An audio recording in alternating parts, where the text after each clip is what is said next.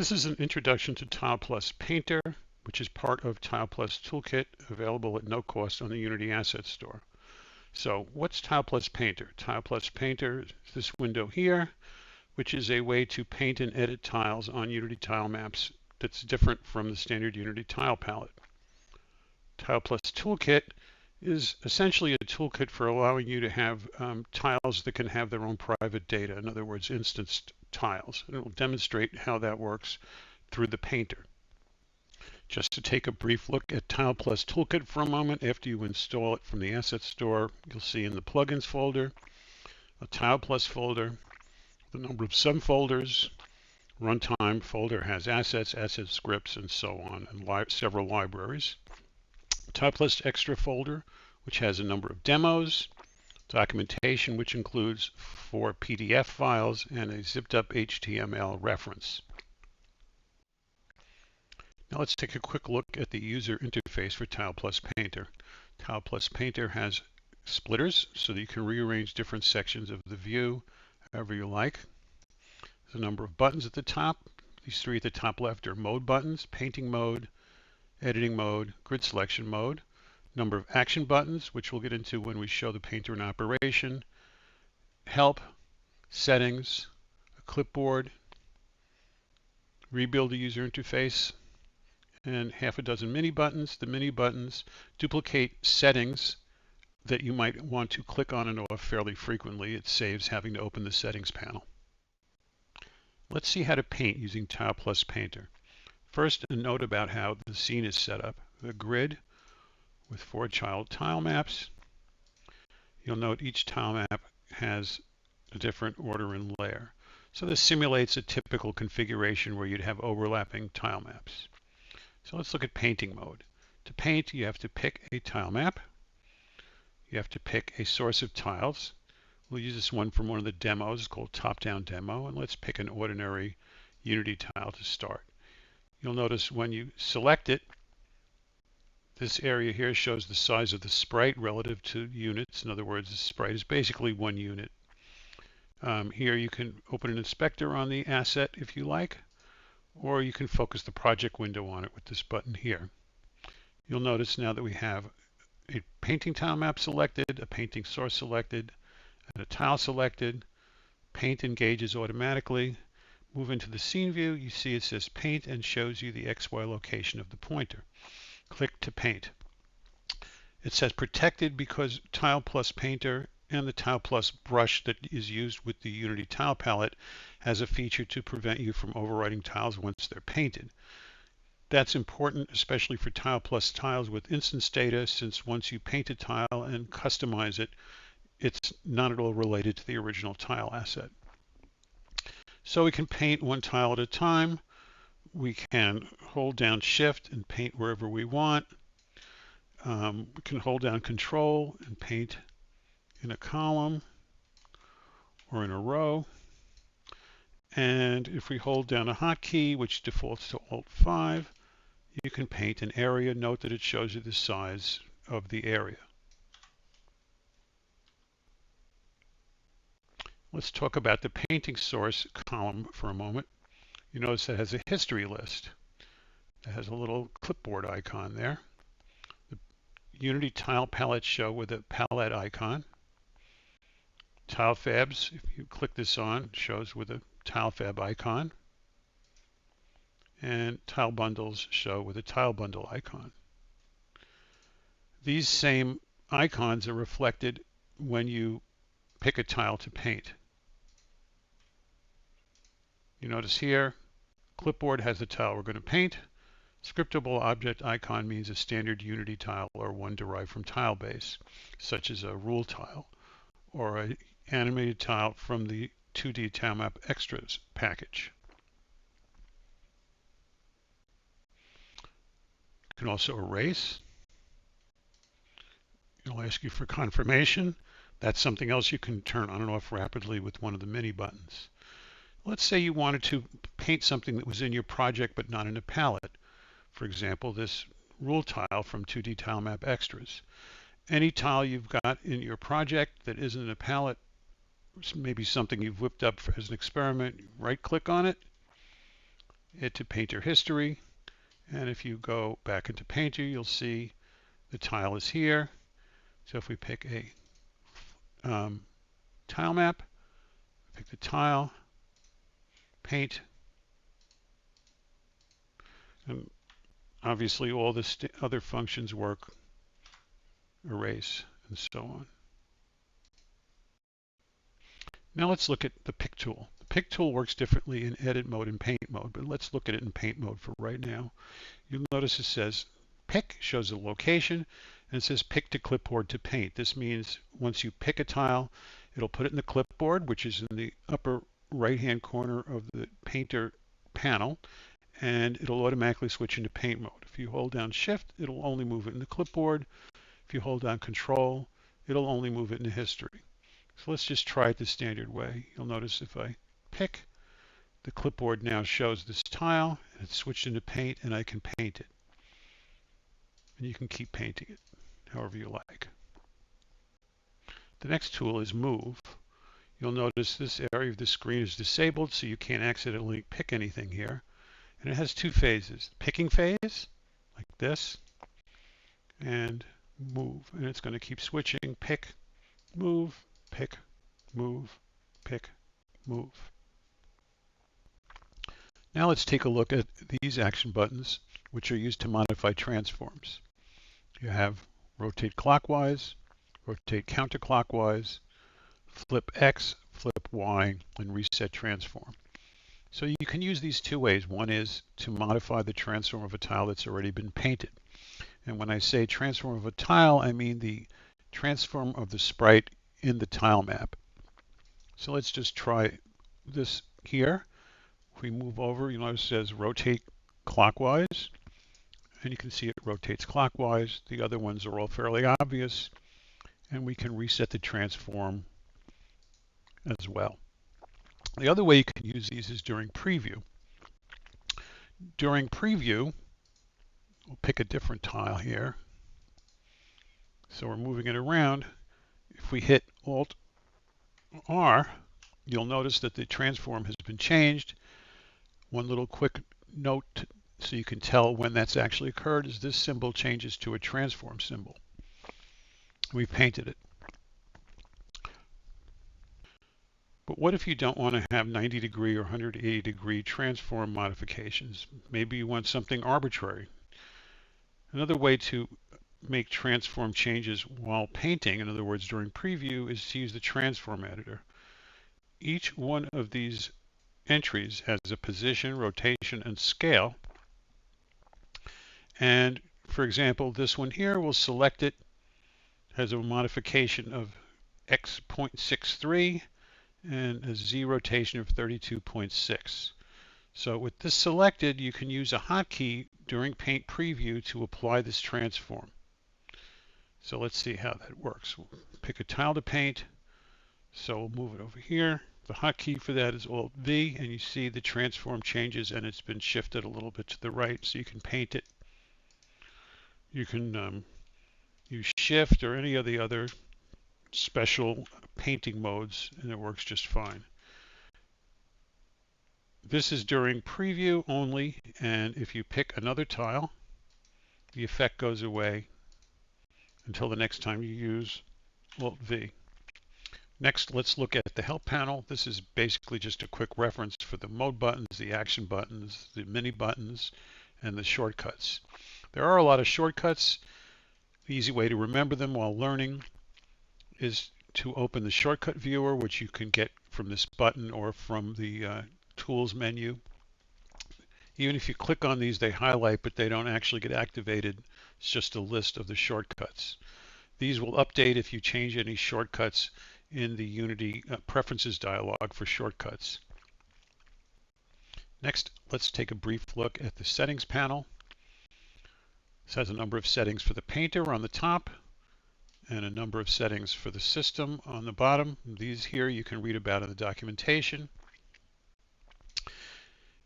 Overwrite protection prevents you from overwriting a tile after it's been painted. As I mentioned earlier, that's important in the case of TilePlus tiles because they're unique. Each placed tile is unique from all others. Tilemap sorting is a way of controlling sorting in the Tilemaps list, either by sorting layer ID and then sorting order within the layer, or just a straight alpha sort. Sync selection, when on, the clicking of a tilemap in this left column will duplicate in the hierarchy, and vice versa. You may or may not find that handy. That's something else that can be turned off with one of the mini buttons. Update and play is something that you can have on if you would like to have inspectors update during play mode. You might want to turn that off if you're at all concerned that the inspector performance is affecting your program. This controls size of icons and such in lists. Chunk snapping is an advanced topic. Note it says read the Painter user guide before turning below toggle on. Basically, it's a way of painting large groups of tiles on a larger grid than the standard Unity grid. Now let's take a look at other types of painting sources. But first, let's clean out all the stuff that's in the scene view right now. One cute trick that you can do is if you right-click on the grid, you'll see TilePlus Clear Tilemaps. It'll ask for confirmation. So what happened here is it looks at all the child tile maps, clears all the tiles from them, and any game objects that happen to be parented to the Tilemaps game objects. If you happen to do that on an individual tile map, it'll just operate on that one tile map. So the other types of painting sources you can have are tile fabs and tile bundles. Let's talk about tile bundles first. What is a tile bundle? A tile bundle is an archive of an individual tile map's tiles and any child prefabs. So let's take a look at one. You'll notice the inspector shows the size, variety in tile maps. You can also use a grid selection to constrain what's archived, a GUID, which is used to be able to identify individual tile bundles, and a list of what's in there. 3 TilePlus Toolkit tiles, 8 Unity tiles, no prefabs, the center, and the path. So let's see what happens when you try and paint this. You'll notice it previews correctly, and you can paint it. You can paint it over and over again if you like. So now let's talk about tile fabs. But first we'll use Control-Z to get rid of these. Tile fabs. So what's a tile fab? A tile fab is a reference to a number of tile bundles. In other words, if you paint a tile fab, you can paint a bunch of different tile maps at the same time. So let's see what we see when we look here. Size 31 by 30, GUIDs, 4 tile assets. Why don't we just take a second, we can inspect this. You can see it gives the asset, the original tile map name, and tag if it had one. The reason the tile map name is important is because the system really has no way of knowing exactly where you want to paint each individual bundle from the tile fab. In this case, we have floor layer, effects layer, obstacles layer, interactive layer matches this. So if we try and paint this, you'll notice it previews, and we're painting them all at once. So I'll get rid of these again with Control-Z. But let's pick a different one where the layers, rather the tile maps, are named top and bottom. It won't preview, and it won't paint. Now you can actually go into the asset here and change these names. That's the only real alternative for painting. When you're loading these programmatically, there's a lot of code devoted to loading tile fabs and tile bundles programmatically and keeping track of where they are. When you load them programmatically, you can actually provide a mapping that would map the tile map names to the destinations you really want them to go to. Let's explore using edit mode to edit tiles after they've been painted. First, let's paint a few standard Unity tiles to get started. 1, 2, 3. Switch into edit mode. You'll notice that we see this tile, there's only one showing in the list, That's because they're standard Unity tiles and they're really only referring to one tile reference. And we can't really edit those anyhow. You can inspect it. That's just inspecting the asset. What if you wanted to edit the tile sprite at that position? You can use pick. When you do that, the inspector shows the transform of the tile at that position in the tile map. So you can do things like change the position, you can change the scale, rotate it, change the flags, change the color, and so on, and reset them. Let's see how you can edit TilePlus tiles, and we'll talk about what the differences are. Let's paint a few simple ones. We'll paint a few TP animated tiles. These are very much like the animated tile from 2D Tilemap Extras, except they're made to work with the TilePlus system. TP Flex animated tile is another animated tile. Rather than having the sprites to animate in a list embedded in the asset, like with the animated tile, this uses yet another asset to specify one or more sequences that you can switch between on the fly. And TP Slideshow is a simple tile that's used to display one static image after another. So let's see what it's like to edit these. So the inspector for these sort of tiles shows quite a lot of information. It's important to understand that these tiles, when they're painted, are automatically cloned, and so each instance is independent from every other instance and from the asset, which is one reason why we make it a little bit harder to overwrite these. So you'll notice it shows you the location. Zip this over a little bit to the right. Look at the options for a minute. You can show the instance IDs. This is occasionally handy. And you can change the sorting. What's much more useful are the filters. You can filter on any of these particular types. Tile base and tile are always included. Rule tile and animated tile are added because we've got the plugins for those.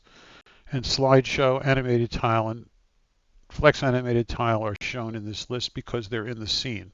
So some of these elements will change dynamically as you add them to the scene. So let's say you just wanted to show flex animated tiles or animated tiles. There aren't any. You could just want to show tile-based tiles. That's every tile because all tiles eventually inherit from tile base. What about filters? Well, we don't really see any information about that right here.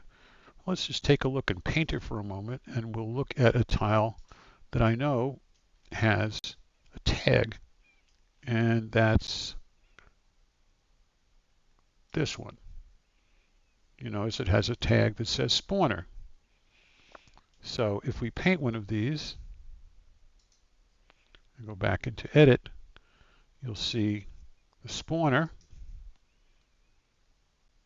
has a tag, so we'll see it in the list. So if you select this, it will just show things with the spawner tag.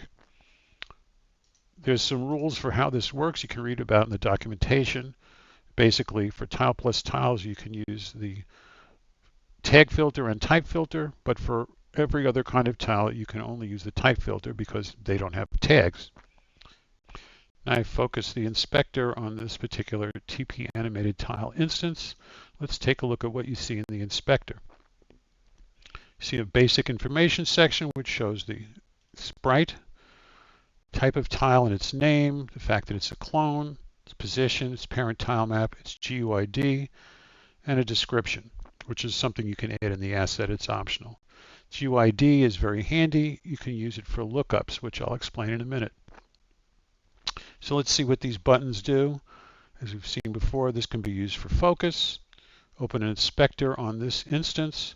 If you've modified an instance, you can save it to the project as a new asset. And for example, you could put it into the history list and repaint it, or put it into a palette. Refresh, delete, simulate. Simulate is a way of basically flipping the sprites so you can get sort of a preview of what the animation looks like. And you can see over here it's animating. Copy GUID to keyboard.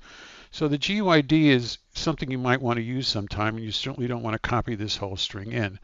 One use, for example, and this is shown in one of the demonstration programs, is you can use a Unity UI button, let's say, or some other element, and put the GUID into the on-click handler, pass that to something that would access a tile. There's a library called tplib. One of the functions in there is that you can look up a tile by GUID. In other words, you don't have to know its location or even what tile map it's on. You can find it very directly. And these three buttons are for hiding and showing the class information. One thing you'll notice about this type of tile is you actually have a number of fields. As you can see, the display is in hierarchical order from the base class, TilePlus Base, TP Animated Tile. TilePlus Base Inspector is really hard-coded because you don't change TilePlus Base as a base class. But for all derived classes, such as TP Animated Tile, you use attributes to be able to display things like a Boolean, a string, drop-downs, all different kinds of things. This particular one is fairly simple. But just as an example, you can change play on start to off, change the animation speed, and it only affects this one tile. Let's take a look at something that's a little more complicated, the flex animated tile. You'll see here that you have the ability to have an asset to provide the sprites. And this is done with an object field attribute, similar to how you do it in IMGUI. You can look at the clip set. You can have multiple lists of named sprite sequences with customizations for each one. And the asset can be changed on the fly if you have to. You can change the which sequence you're using on the fly if you want to. And during the edit stage, like now when we're not playing, you can just use this to change the type of sequence. You'll notice the upper right bug is changing to a eyeball and so on. This particular bit of customization is done with some custom IMGUI code. Other attributes let you show properties. You'll note that that changes to the correct number of frames and so on. One of the other special features of TilePlus Painter is the ability to establish a higher order grid and be able to paint tile fabs on it aligned to that grid. So it's easier to illustrate that by an example than to explain it. Recall chunk snapping, chunk size.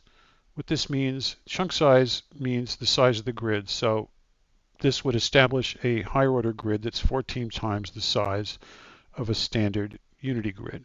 If we turn on chunk snapping, you'll notice the painting sources will only show tile fabs that happen to match the size, 14 by 14, and our chunk. In other words, only a particular part of the tile map had been archived. This makes them relocatable and be able to paint it anywhere. So if we pick that, we have to pick a tile map purely because we need it for previews, because again, it looks for these names when painting it. But if we pick that, and you'll notice the camera is right at 0. Since we've shown chunk snapping world origin is 0, 0, 0, that's going to be the starting location of our higher order grid. So pick a tile map so if previews work right, go painting source, paint, and you'll notice the grid, the lower right hand corner there is 0, 0, so this is the origin of our grid, like this. And when you align them, these two sort of dueling marquees align, you'll see the color changes and it says G, that means you're on grid, and you can paint. However, just for fun, really anytime the marquee shows, you can paint even if you're not totally in there, and it'll paint there.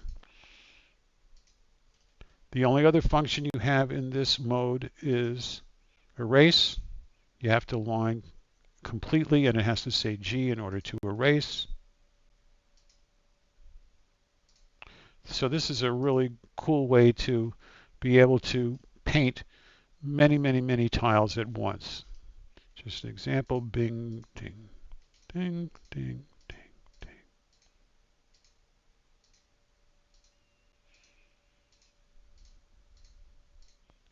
The last major mode of TilePlus Painter is grid selection management.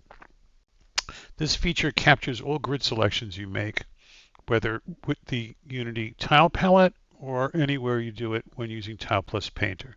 Just as an example, got the palette, got this pointer selected, drag out an area, and you see it's here. So this clears the entire list. Right now we don't need this grid selection.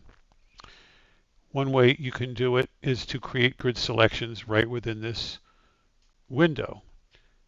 If you'll notice, there's full instructions here. Let's try doing that. You have to pick a tile map first. Then you can drag out a grid selection. So we've created a grid selection. We can reconstitute it as an overlay. It's not a grid selection at this point. It's just a marquee drawn on there, which you could use as a guide. Deselect it. You can also make it as a grid selection. Now you see the grid selection is here.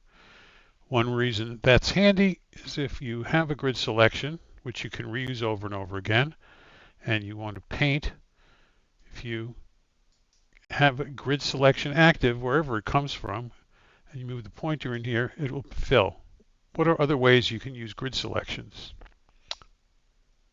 Paint a few tiles. Hold down Shift. Paint a bunch of them in some crazy pattern.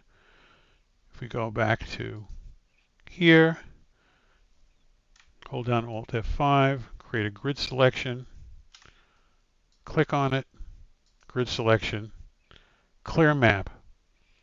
Erase the area defined by the active grid selection.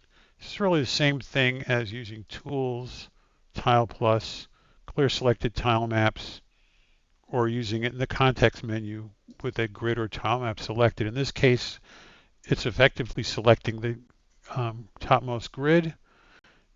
It'll clear the area. About to delete all tiles and child game objects from the grid tile maps using a selection with this position on the side. It would also remove any child game objects parented to these tile maps game objects. The other function here is to create a chunk. A chunk is a kind of tile fab that is square, and the size of the sides is divisible by 2. In other words, 4 by 4, 64 by 64, 512 by 512, whatever you happen to want. So let's draw out a grid selection of that's actually square. So let's deselect this one, and we'll draw out one that's actually square. So if we do Alt F5, and we'll make one that's 10 by 10.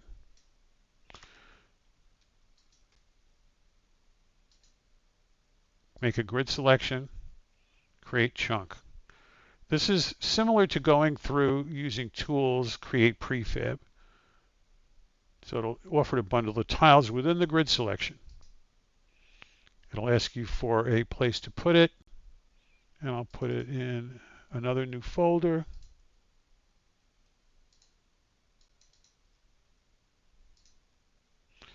Do we want to make a prefab? No. Do we want to bundle child prefabs? We can just say no because there aren't any. So it's bundled these tiles for 4 tile maps. Output is in the project folder. I hope you've enjoyed watching this somewhat long-winded introductory video. You can get a lot more information by reading all the documentation that you can find in the TilePlus Extras folder.